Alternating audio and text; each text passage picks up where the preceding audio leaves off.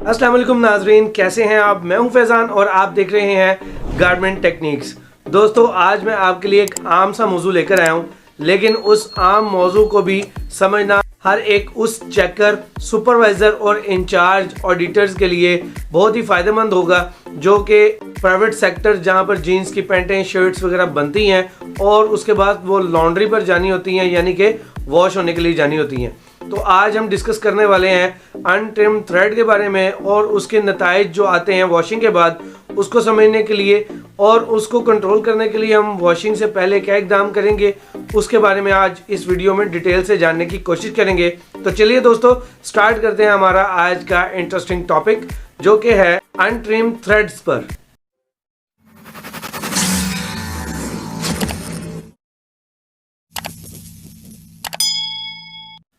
तो दोस्तों, गारमेंट की फैक्ट्री में बहुत से लोग जो काम कर रहे होते हैं, जो कि क्वालिटी डिपार्टमेंट में होते हैं, प्रोडक्शन डिपार्टमेंट में होते हैं और इंटरनल ऑडिटर्स होते हैं, जो कि लाइन में विजिट कर रहे होते हैं या फाइनल पर कहीं पर भी किसी भी स्टेशन पर वो क्रॉस चेक कर रहे होते हैं। तो उनको अनट्रिम थ्रेड से रिलेटेड चीज़ों के बारे में बिल्कुल क्लियरिटी होनी चाहिए ताकि चीज़ों की कॉन्सिक्वेंसेस से बचा जा सके। तो दोस्तों, आप ये सोच रहे होंगे कि अनट्रिम थ्रेड्स जो है उसका वॉशिंग के बाद कौन सा ऐसा मसला आ सकता है। तो पहले हम इसको समझ लेते हैं। दोस्तों, अनट्रिम थ्रेड उसी सूरत में आता है जब ऑटो मशीन का कटर काम ना कर रहा हो और उस सूरत में ऑपरेटर जो है वो भी लाइल्मी का इजहार करता है, जिससे वो जो धागा थोड़ा सा कटना होता है वो ज़्यादा लंबाई में जो है वो रह जाता है और उसको हाथ से तोड़ दिया जाता है या फिर क्लिपर से काट दिया जाता है, लेकिन वो धागा छोटा नहीं होता, वो काफ़ी बड़ा होता है। या आपको किसी भी ऑपरेशन पर ये प्रॉब्लम मिल सकती है, खास तौर पर जो सा धागा लंबा हो जाया करता है वो धागा होता है ओवरलॉक का धागा। ओवरलॉक का धागा खींचने से ज्यादा लंबा हो जाया करता है। वक्ती तौर पर हमें लगता है सोइंग डिपार्टमेंट के अंदर कि वो कम लंबा है, लेकिन जब वॉशिंग में जाता है तो वो वॉश होने के बाद उसको जब वो मार पड़ती है, यानी वो वॉशिंग के अंदर जब उसको दबाव होता है तो वो धागा जरूरत से ज्यादा लंबा हो जाता है और वो फिर प्रॉब्लम का बायस बन जाता है। तो दोस्तों, आपको बॉटम का धागा, आईलेट का धागा, बारटेक्स का धागा या क्रोच का धागा, जे का धागा, इस तरह के जितने भी एरियाज हैं वहां पर जो धागा आ रहा होता है उसको आपने बिफोर वॉश कंट्रोल करना होता है और उसको ट्रिम करवा कर भेजना होता है। आपने अक्सर फैक्ट्रीज में देखा होगा कि ट्रिम करने वाली मशीन्स जो हैं वो स्टिचिंग डिपार्टमेंट में फाइनल टेबल के पास लगी होती हैं। वहां पर होता ही है, फाइनल टेबल पर काम देने से पहले पहले प्रोडक्शन डिपार्टमेंट उसके धागे जो है वो ट्रिम करवाती है। अगर इन केस कोई धागा लंबा रह भी जाए तो उसको सकर कटर मशीन के जरिए कटवा दिया जाता है, यानी वो ऐसी मशीन होती है जिससे उस मशीन को जब आप एक धागे के पास लेके जाते हैं तो उसके अंदर हवा का प्रेशर होता है जो उसको सक करता है, उसको अपनी तरफ खींचता है और उसके अंदर कटर लगे होते हैं, वो उसको काट देता है। तो ये जो मशीन है ये बिफोर वॉश लगाई जाती है। आफ्टर वॉश भी इसका इस्तेमाल किया जाता है, लेकिन इसका अगर इस्तेमाल बिफोर वॉश किया जाए तो इसके अच्छे नताइज आ सकते हैं। दोस्तों, बात कर लेते हैं कि धागा कितना होना चाहिए वॉशिंग से पहले। दोस्तों, ये बिल्कुल सिंपल है। आपको वॉशिंग से पहले अगर धागा नजर आता है बारटेक पे, क्रोच पे, बॉटम पे, वेस्ट बेल्ट पे या फिर ओवरलॉक का धागा, तो आप मैक्सिमम 1 इंच से ज़्यादा धागा नहीं होना चाहिए।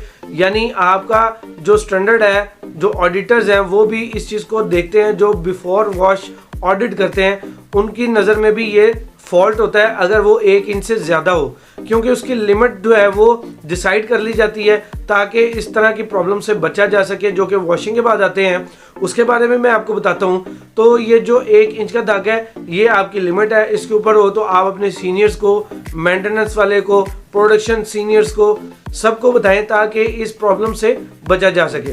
तो दोस्तों, अब बात कर लेते हैं वॉशिंग के बाद उसके क्या नताइज आते हैं। दोस्तों, वॉशिंग डिपार्टमेंट में जब गारमेंट जाते हैं और उसके साथ लंबे लंबे धागे होते हैं, तो लंबे धागे प्रॉब्लम क्या करते हैं कि वो पीसों को नॉर्मली घूमने नहीं देते मशीन के अंदर। वो धागे जो है वो लपेटे जाते हैं, जिसकी वजह से खास प्रॉब्लम आ जाती है और वो जो पीसेस हैं उनमें टाई इफेक्ट बन जाते हैं और वो अजीब से जो है वॉशिंग इफेक्ट उसके ऊपर आ जाते हैं। उसको बाद में ठीक नहीं किया जा सकता।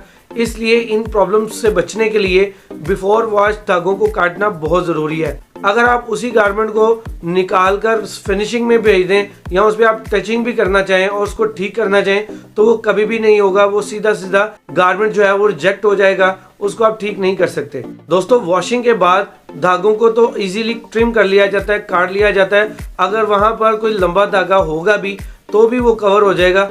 लेकिन अगर आप बिफोर वॉश धागों की ट्रिमिंग का ख्याल नहीं करते या अनट्रिम थ्रेड को नज़रअंदाज करते हैं तो आपको इसके नताइज को बाद में भुगतना पड़ेगा और वो रिजेक्शन जो है वो स्टिचिंग के खाते में डल सकती है। और उसके अलावा अगर आप स्वाइंग डिपार्टमेंट में धागों को नहीं कटिंग करेंगे तो जब आपकी SE डिपार्टमेंट में काम हो रहा होगा, यानी स्क्रैपिंग वगैरह हो रही होगी, विस्कर्स वगैरह लग रहे होंगे, और अगर वही धागा स्क्रैप या विस्कर होने के दौरान नीचे आ जाता है तो वो थ्रेड मार्क बन जाते हैं, उसको भी आप टचिंग नहीं कर सकते। हालांकि वो एक बिल्कुल हल्की सी लाइन होती है, दिखने में लगता है कि इसको टचिंग कर लिया जाएगा, लेकिन दोस्तों वो टचिंग नहीं किए जा सकते क्योंकि वॉशिंग इफेक्ट्स के बाद आप उसको कंट्रोल नहीं कर सकते, क्योंकि कुछ एरिया में आपको स्प्रे नजर आ रहा होता है, स्क्रैपिंग होती है और उसके बाद विस्कर्स होते हैं, शेवरॉन होते हैं। तो यहाँ पर अगर आपका कोई भी थ्रेड मार्क आ जाता है तो आप उसको ठीक नहीं कर सकते। तो दोस्तों इन तमाम चीज़ों को कैसे कंट्रोल किया जा सकता है, उसका सिर्फ एक वाहिद हल है, वो ये कि आपको बिफोर वॉश स्टिचिंग में धागों को ट्रिम करना पड़ेगा और एक ख़ास लिमिट से ज़्यादा उसको लंबा भी नहीं होना चाहिए। तो दोस्तों उम्मीद करता हूँ कि आपको आज की इस वीडियो से कुछ ना कुछ जानने को मिला होगा, और अगर आपको ये वीडियो पसंद आई हो तो इसको लाइक और शेयर ज़रूर कीजिएगा और मेरे इस चैनल को सब्सक्राइब करना बिल्कुल भी मत भूलिएगा। तो दोस्तों मैं अब मिलूंगा आपसे इसी तरह के एक इन्फॉर्मेटिव टॉपिक के साथ, तब तक के लिए मुझे दीजिए इजाज़त। मैं हूँ फैज़ान, अस्सलाम वालेकुम।